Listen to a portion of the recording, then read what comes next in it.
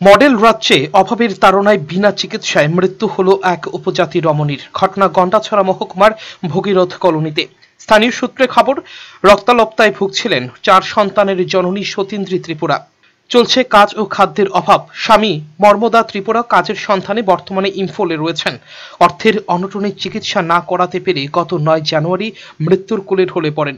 মৃতার বাবা যতীন্দ্র ত্রিপুরা জানান, কোনোভাবে লাকড়ি বিক্রি করে দিনাতিপাত করছেন তারা। নেই রেগার কাজ বা অন্য কোনো কাজ। অনাহারে, অর্থাহারে, অচিকিৎসায় দিন গুজরান করতে হচ্ছে তাদের।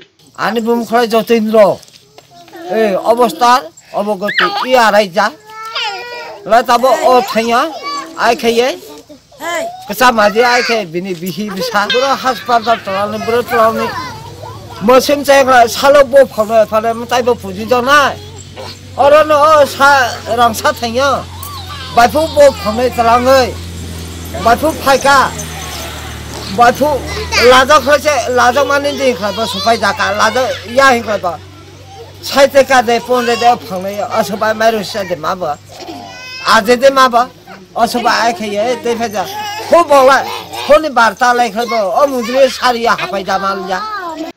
ब्यूरो रिपोर्ट, चैनल 3 रात।